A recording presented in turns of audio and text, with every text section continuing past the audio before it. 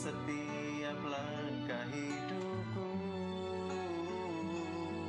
penyertaanmu ku rasakan, tak pernah kau tinggalkan ku.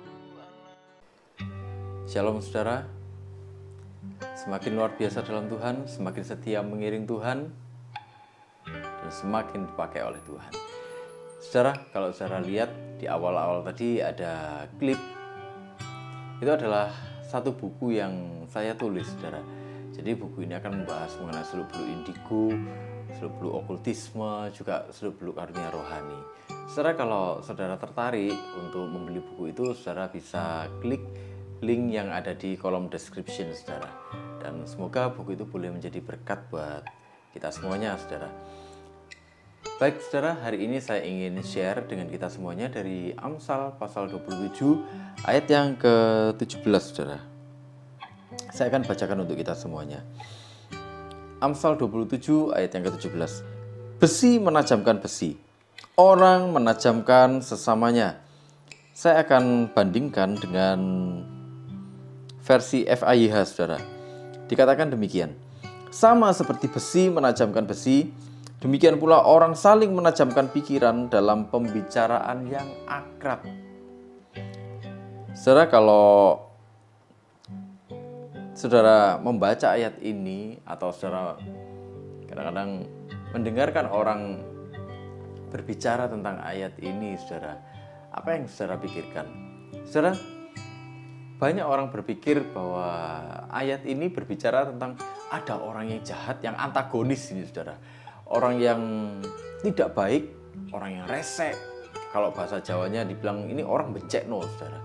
Nah, orang ini menghajar kita terus-terusan, bikin gara-gara terus sama kita. Dan kita ini dihajar terus.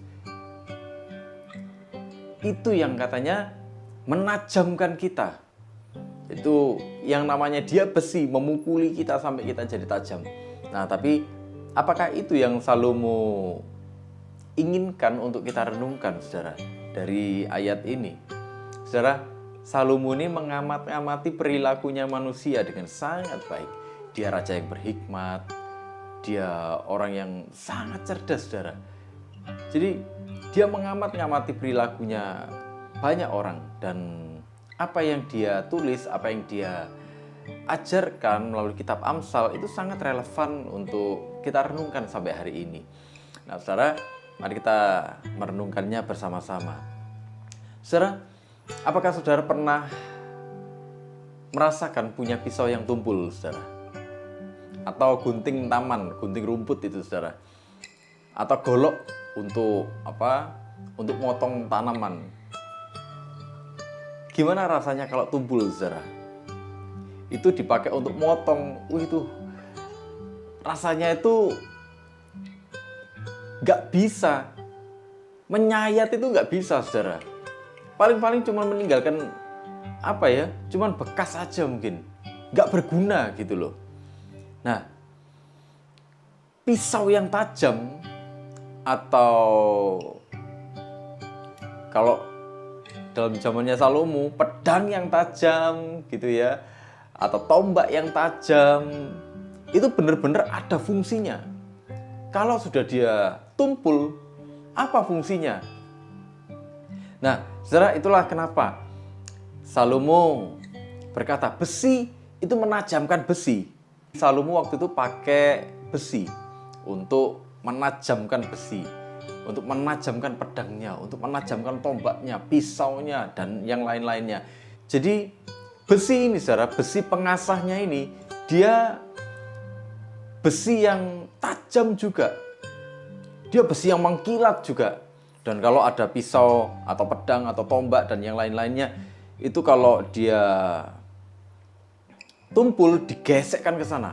Digesekkan, diasah dia.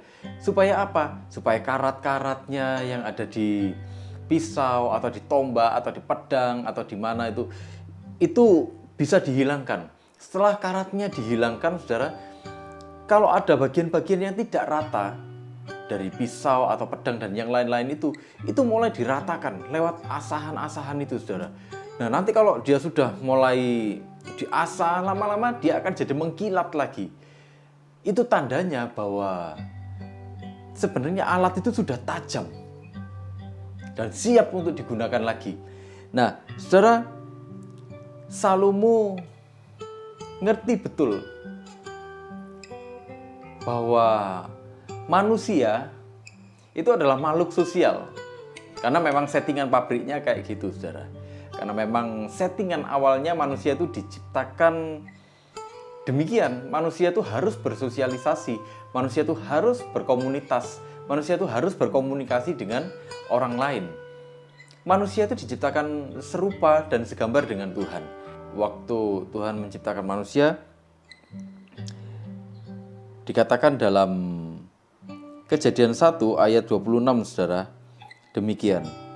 Berfirmanlah Allah, baiklah kita menjadikan manusia menurut gambar dan rupa kita. Artinya Tuhan sendiri pun itu sebenarnya adalah Allah yang dia juga berkomunitas. Dia berkomunitas dalam ketritunggalannya. Allah Bapa, Allah Anak, Allah Roh Kudus.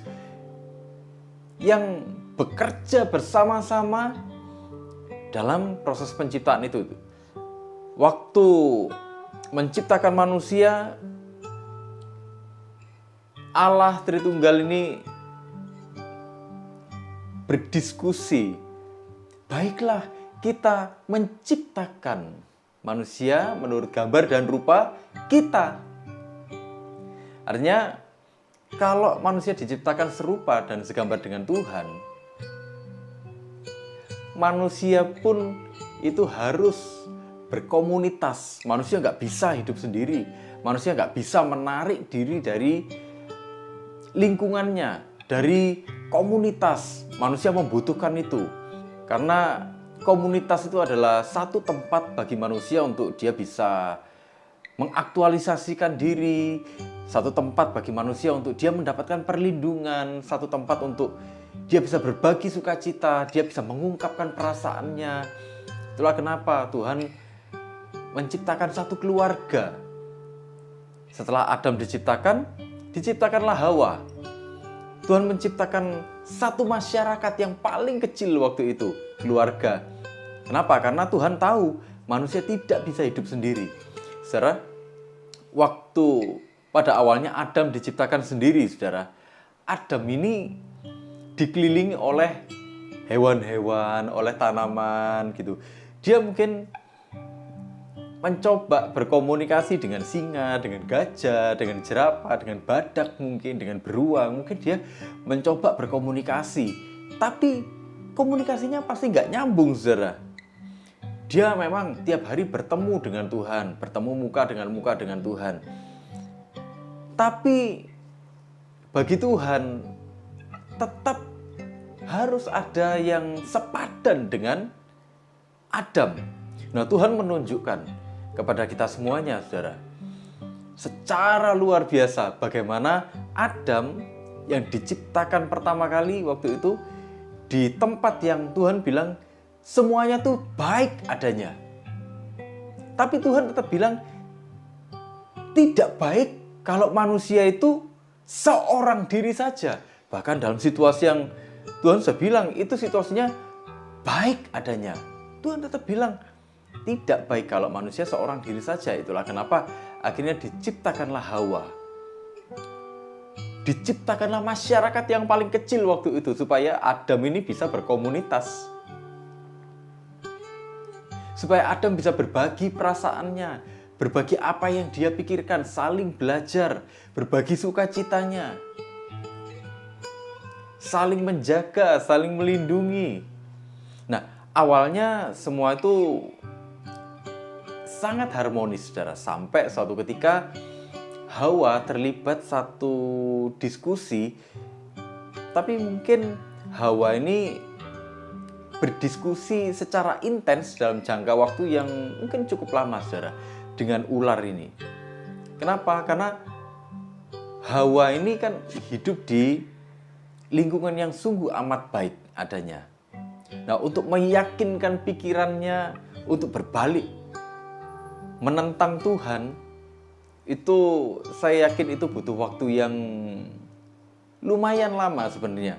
Nah, di sini Hawa ini memelihara satu komunikasi yang intens dengan ular. Dia berkomunitas dengan komunitas yang tidak seharusnya, komunitas yang tidak sepadan dengan dia, komunitas yang toksik, komunitas yang berusaha menjatuhkan dia, komunitas yang berusaha menumbuhkan sisi-sisi yang tidak baik, komunitas yang berusaha meracuni dia, menumbuhkan keserakahannya. Dan akhirnya pikirannya mulai liar, saudara. Pikirannya mulai liar. Itulah kenapa dia akhirnya muncul keserakahan. Dia ingin menjadi seperti Tuhan. Dan repotnya dia membagi pikirannya dengan Adam. Dan Adam ikut dengan pikirannya Hawa yang terjebak oleh hubungan yang toksik atau hubungan yang tidak baik dengan ular. Ular menginspirasi, memprovokasi yang tidak baik untuk dilakukan oleh Hawa. Dan inilah akhirnya terjadi kejatuhan manusia.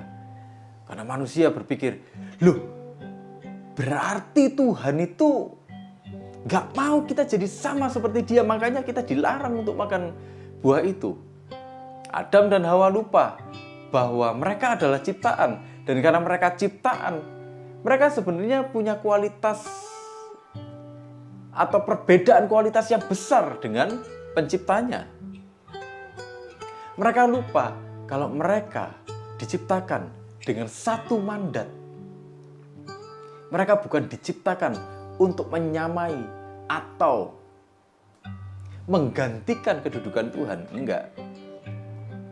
Nah, ini saudara, kita bisa lihat bahwa komunitas yang keliru itu menghasilkan dampak yang negatif, dan dampak negatifnya ini besar gitu loh, saudara.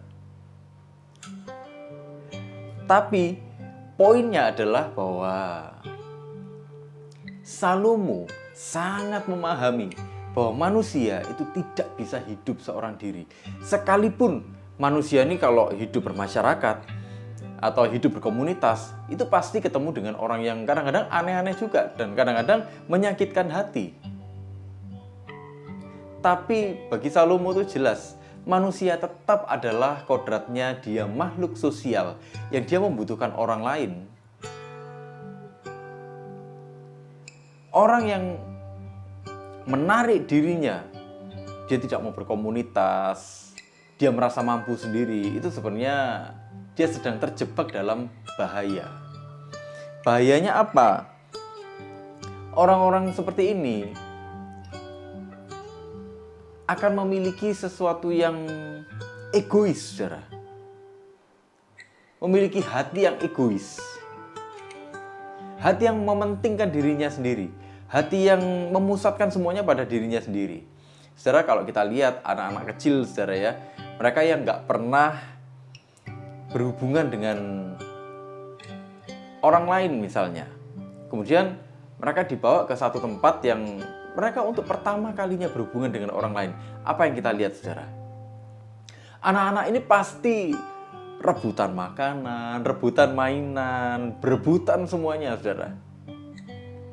Kenapa? Karena ketidakdewasaan. Mereka berusaha mementingkan dirinya sendiri, berusaha memuaskan dirinya sendiri. Dia gak peduli dengan orang lain. Ada orang yang berpikir, oh gak usah komunitas-komunitasan lah, gak usah lah kita beribadah bersama-sama, gak usah. Online aja cukup seorang diri di rumah. Sementara firman Tuhan mengatakan, jangan menjauhkan diri dari pertemuan-pertemuan ibadahmu. Tapi dia bilang, oh enggak, Tuhan yang mengajar saya kok. Pertanyaannya, dari mana kita bisa tahu bahwa Tuhan mengajar dia sendiri? Kalau dia bilang, loh, tapi Tuhan berbicara sendiri sama saya. Bagaimana bisa tahu kalau Tuhan yang berbicara sendiri. Bagaimana bisa membedakan itu Tuhan yang berbicara atau setan yang berbicara? Karena setan itu ahli menyamar. Dia bahkan bisa menyamar jadi malaikat terang, saudara. Oh, taunya dari firman Tuhan. Tahu dari mana? Kalau apa yang dia pikirkan itu adalah sesuatu yang benar. Karena waktu orang hidup dalam egonya sendiri, dirinya adalah kebenaran.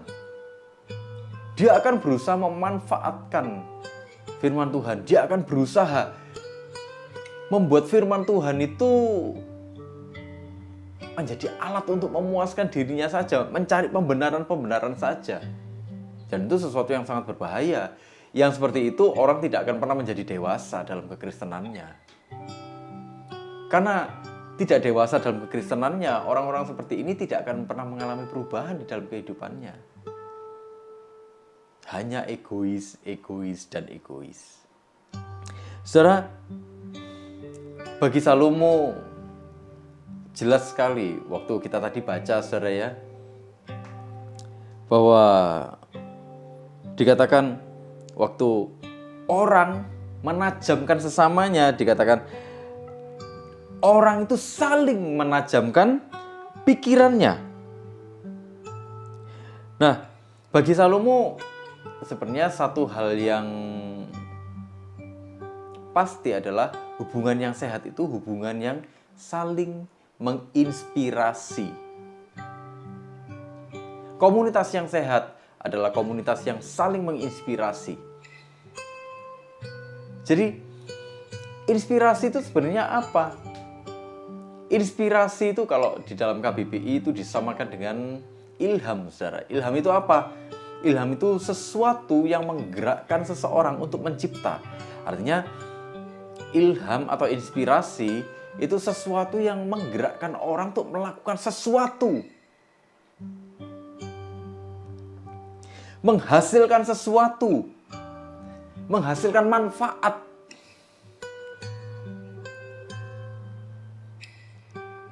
Saudara, saya ingin bandingkan bagian ini, saudara, orang menajamkan sesamanya itu dengan versi KJV, saudara. Dikatakan dalam versi KJV atau King James Version, "So a man sharpeneth the countenance of his friend." Saudara, dikatakan orang menajamkan wajah sesamanya. Loh, bagaimana? Wajah orang kok bisa ditajamkan itu bagaimana?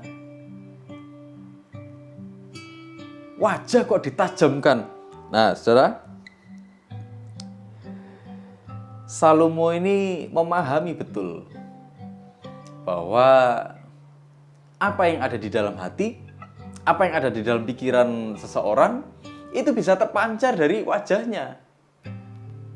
Dia memahami betul, dia mengamat-ngamati orang, dia mengamat-ngamati situasi, dia mengamat-ngamati banyak hal, dan dia tahu persis bahwa apa yang ada dalam hati, apa yang ada dalam pikiran, itu terpancar dari wajahnya. Saudara, kalau kita ngelihat orang sedih, kalau hatinya lagi sedih, kita bisa lihat kan, saudara, kurang lebih wajahnya atau mungkin matanya itu akan menunjukkan sesuatu yang berbeda.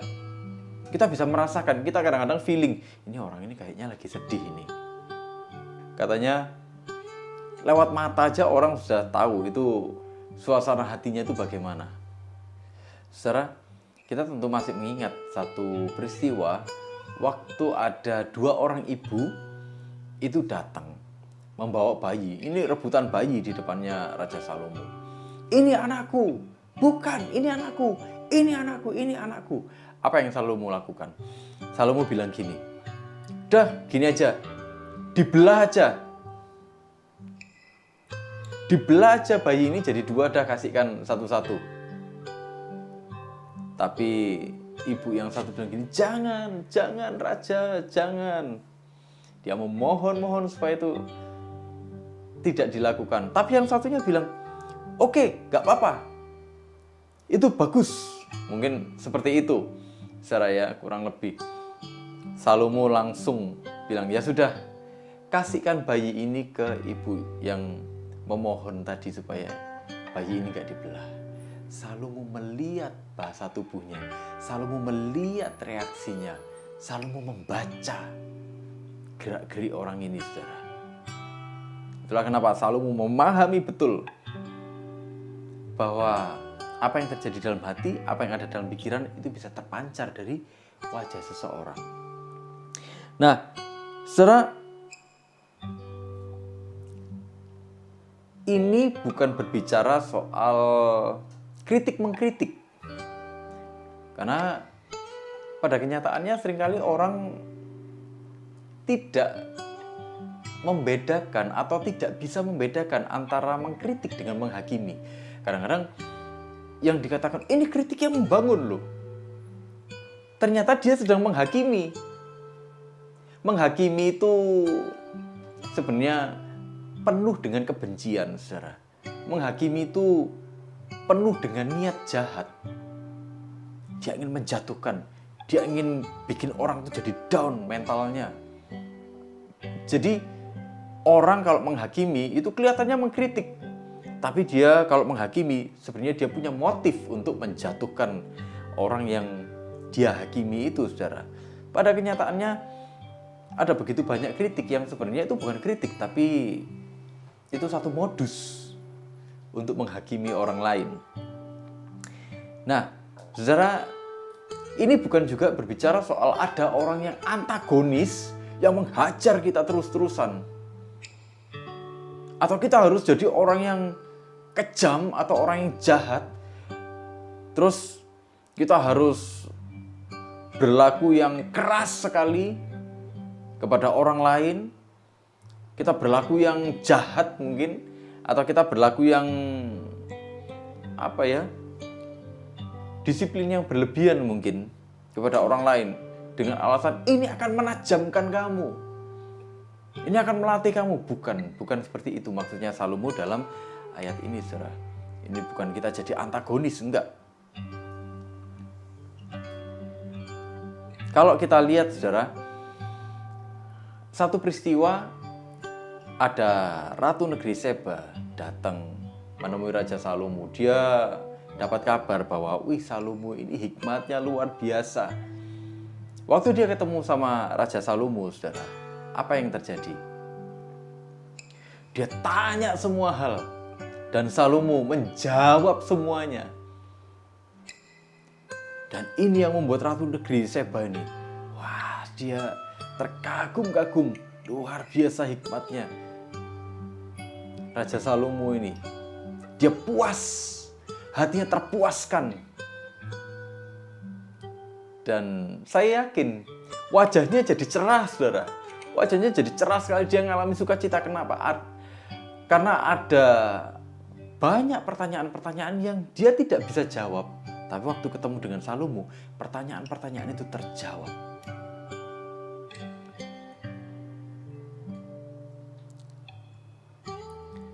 Nah, saudara, kalau kita bandingkan dengan versi FAIH tadi, orang saling menajamkan pikiran.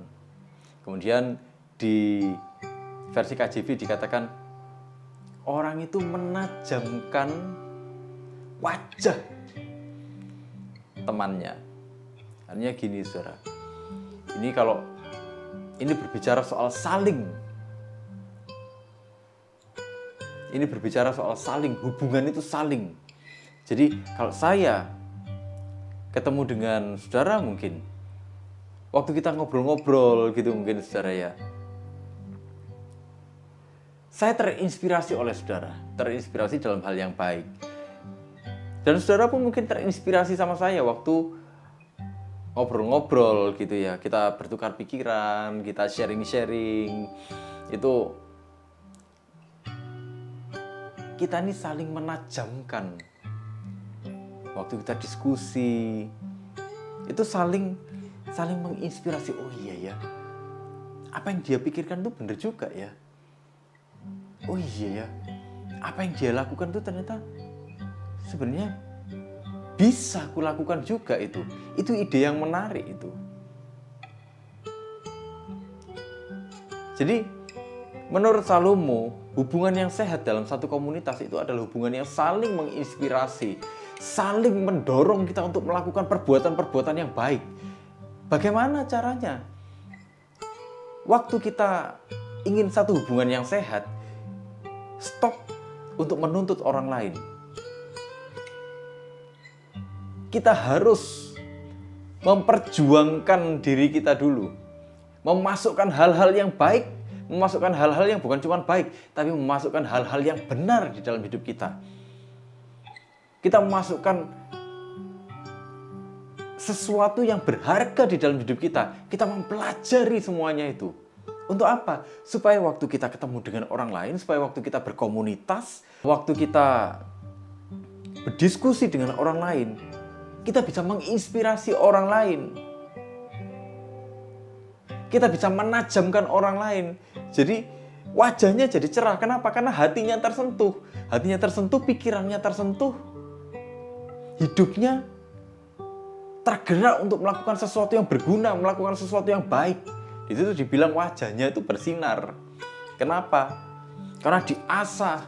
Dia mendapatkan inspirasi-inspirasi. Dan dia menjadi tajam.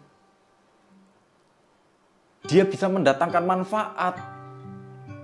Hidupnya bisa bermanfaat bagi orang lain, bermanfaat bagi orang-orang di sekelilingnya. Bukan malah jadi toksik. Kita memprovokasi untuk melakukan tindakan-tindakan yang gak baik. Kita memprovokasi untuk membenci orang lain. Enggak seperti itu. Jadi ini hubungan yang sehat. Menurut Salomo itu harus mendatangkan inspirasi, harus mendatangkan kebaikan, harus mendatangkan manfaat, saling menginspirasi supaya hidup kita sama-sama bisa bermanfaat pada akhirnya bagi sekeliling kita. Inspirasi yang bagaimana? Inspirasi yang mendatangkan hikmat. Kalau ketemu berkomunitas itu bukan rasan-rasan, bukan gosip, saudara ya. Tapi saling menguatkan. Waktu kita punya hikmat, kita akan semakin mudah membedakan mana yang benar, mana yang salah. Gak banyak lagi wilayah abu-abu. Hitam-hitam, putih-putih, benar-benar salah-salah.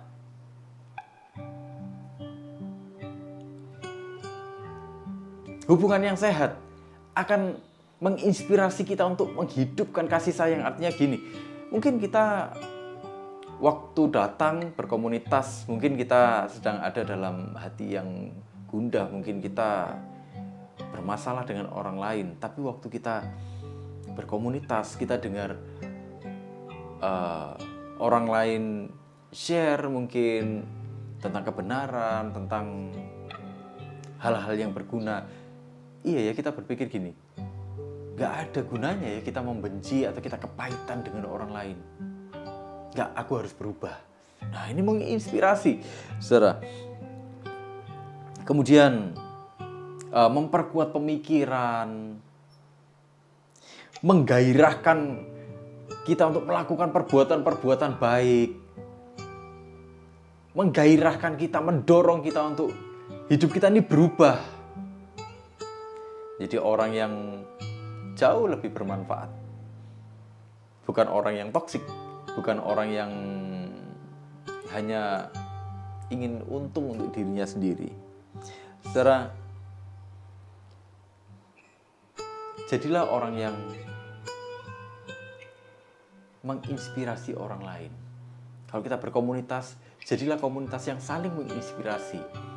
Jangan punya hubungan yang toksik. Seperti Hawa, waktu itu dia berkomunikasi dengan ular dan itu toksik sekali. Ular memprovokasi dia. Dan akhirnya dia jatuh. Ada satu contoh lagi, Rehabeam, saudara, di 1 Raja-Raja pasal 12. Saudara, waktu dia mulai dinobatkan sebagai raja, kemudian orang-orang datang sama dia. apa yang ayahmu lakukan itu sudah terlalu berat bagi kami. Tolong diringankan apa yang dia lakukan. Pada awalnya dia melakukan tindakan yang benar, saudara. Dia datang ke tua-tua yang lebih berpengalaman. Dibilang, kalau kamu mau mereka loyal sama kamu, jadilah hamba kepada mereka. Maka mereka akan loyal sama kamu. Nah, kayaknya Rehabeam nggak puas dengan jawaban itu. Dia punya ego yang tinggi mungkin. Wah, nggak bisa, masa aku raja, tapi aku melayani mereka. Nggak mungkin ini. Mungkin dia berpikir seperti itu. Akhirnya dia datanglah ke teman-teman sebayanya. Yang ini orang-orang yang sama-sama nggak berpengalaman. Apa yang dikatakan teman-teman sebayanya? Wah, jangan. Kamu bilang aja, aku akan tekan kamu lebih banyak lagi, lebih keras lagi. Dan pesan itu kayaknya memuaskan egonya. Dan apa yang terjadi waktu disampaikan sama orang-orang yang datang sama Rehabeam ini, saudara? Marahlah mereka, dan apa akibatnya? Terbelahlah Israel menjadi dua. Kerajaan utara dan kerajaan selatan. Saudara, mari kita ini menginspirasi orang dengan hal-hal yang berguna, hal-hal yang bermanfaat, dan hal-hal yang benar. Saudara, hal-hal yang benar tuh datangnya dari mana? Dari Tuhan. Kalau kita ingin melakukan hal-hal yang benar, hal-hal yang baik, kita harus bersumber kepada Tuhan. Kenapa? Karena semua sumber kebaikan adalah Tuhan. Kalau manusia yang jadi sumber kebaikan secara standar kebaikan, setelah standar kebaikannya manusia ini akan berubah dari waktu ke waktu. Tergantung kepentingannya dia. Tapi kalau kita bersumber kepada kebaikan Tuhan, kita akan melihat ada kebenaran yang tidak pernah berubah dulu, sekarang, dan sampai selamanya. Prinsipnya Salomo ini, saudara. Apa yang Salomo tuliskan, ini sudah berapa ribu tahun, saudara. Tapi sampai hari ini masih relevan kita pikirkan, kita renungkan, dan kita lakukan. Itulah kenapa firman Tuhan itu, saudara, apa yang diilhamkan oleh Roh Kudus lewat penulis-penulis dalam Alkitab ini, itu adalah sesuatu yang memang benar. Dan ayo kita renungkan itu. Dan ayo bukan cuma direnungkan, tapi dimasukkan, dilakukan, supaya itu menginspirasi orang lain. Saudara, saya berdoa untuk kita semuanya di dalam nama Yesus. Kita semuanya diberikan kekuatan, diberikan tuntunan dari Tuhan, supaya kita ini jadi orang-orang yang tidak egois, tapi kita jadi orang-orang yang peduli, kita jadi orang-orang yang inspiratif, kita jadi orang-orang yang mendatangkan manfaat bagi orang-orang di sekeliling kita. Tuhan Yesus memberkati kita semuanya.